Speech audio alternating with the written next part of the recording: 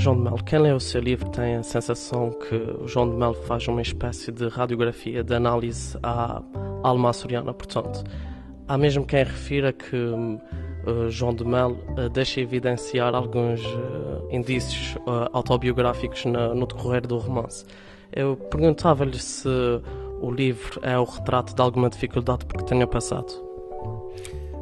Bem, repare, para ser completamente honesto, eu acho que não há literatura que não seja autobiográfica.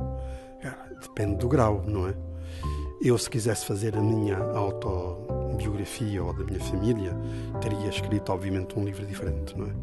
Portanto, isto quer dizer que eu me servi da ficção e também da realidade para, digamos, como ponto de partida para atingir aquilo que quis. Eu quis contar uma história que fosse, ao mesmo tempo, profundamente local e profundamente geral. Não tenho a pretensão de dizer universal. Os outros dirão sim ou não, não é?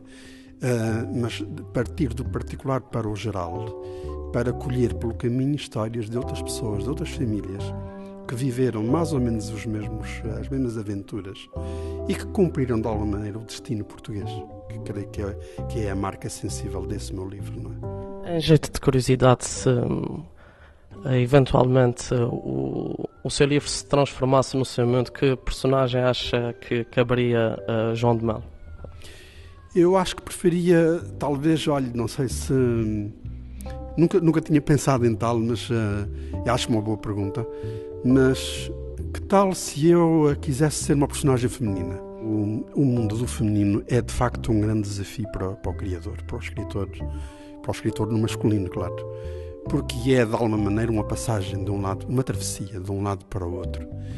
E é escusado pensarmos que basta mudar o género das palavras, nomeadamente dos adjetivos, para logo termos o masculino transformado em feminino numa narrativa. Isso não é assim. Muitas vezes eu fiz essa experiência de ter contado histórias com um início no masculino e depois de as querer verter para o feminino e ter que alterar absolutamente tudo, não é? E depois acho que é muito difícil, não é? Para um homem entranhar a personalidade do feminino, a sensibilidade própria do feminino e traduzi-la em linguagem.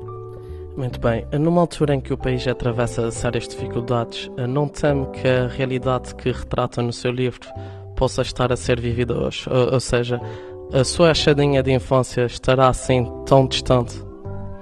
Não, ela está por toda a parte, não é? Infelizmente o digo, não é? Está de volta e em toda a parte, não é? De norte a sul, nas ilhas, no continente. E está de uma forma, porventura, mais trágica do que nós podíamos supor, não é? Nós julgávamos ter-nos libertado pela imigração e, afinal, o movimento continua, o movimento de saída. E aqueles que imaginavam ter-se libertado dela, sobretudo pela via da sua própria valorização, pelo estudo, pelas carreiras profissionais vencedoras, etc., estão a ser apanhados cada dia mais, digamos, num terreno falso de um país que não teve o alicerce suficiente para se manter à tona deste vasto mundo em que nós nos perdemos. Estamos completamente perdidos num oceano chamado Europa, que é talvez um navio que esteja, digamos, em vias de naufragar, que depende mais do mar do que dele próprio território, não é? E isto vale como metáfora, mas é verificável a todos os níveis da própria verdade, não é?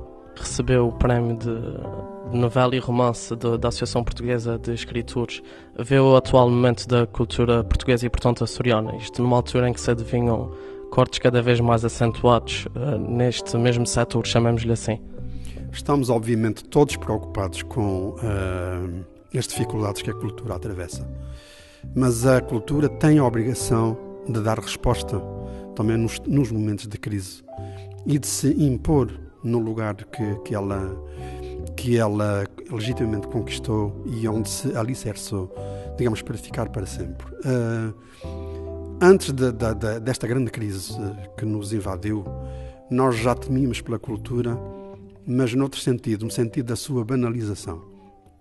Verificávamos que a cultura cada vez descia mais degraus, que tínhamos perdido inclusive a linguagem, capacidade de linguagem no campo da literatura. Agora creio que tudo isto se alterou, que a crise obriga os intelectuais, os escritores, os criadores em geral, a repensar os próprios métodos, o próprio cânon e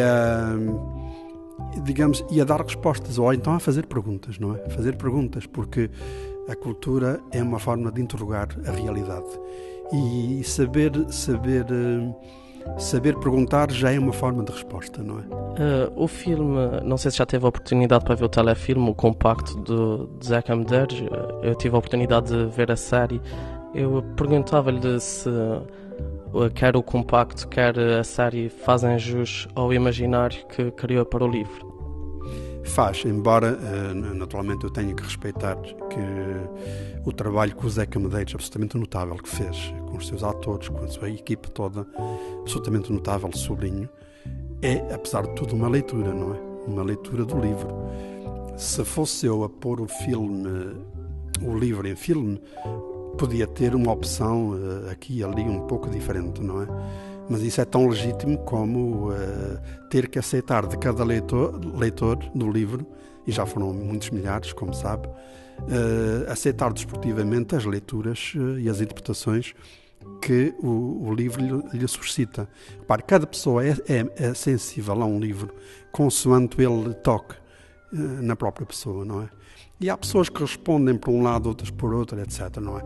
Eu devo dizer que me sinto muito, muito feliz por ter visto o meu livro tratado pelo talento do José Medeiros e da sua equipa, porque tenho uma imensa admiração por ele, sempre tive. E que sublinho neste meu livro, em particular, porque ele é meu, não é?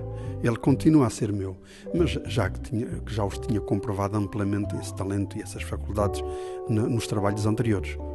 Eu, portanto, seguindo o ponto da nossa entrevista, eu perguntava-lhe que palavras é que o homenageado de hoje, Zeca Medeiros, lhe merece? Olha, eu diria que ele, de alguma maneira, com talento e com tenacidade e com humildade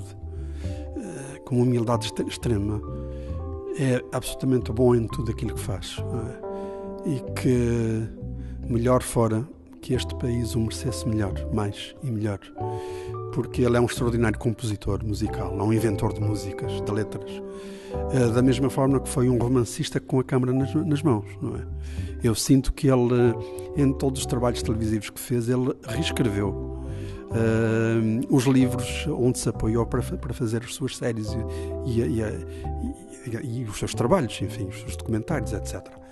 E é prodigioso e ao mesmo tempo lamentável ver que afinal muita mediocridade triunfa por esse país fora e que um verdadeiro talento esteja, enfim, mais ou menos aqui retido dentro das estreitas fronteiras de uma ilha que nem sempre lhe terá pago, enfim, o mundo que ele lhe deu. E dizer também o seguinte: não são todas as ilhas, nem todos os arquipélagos que tenham uma capacidade criativa como nós temos, não é?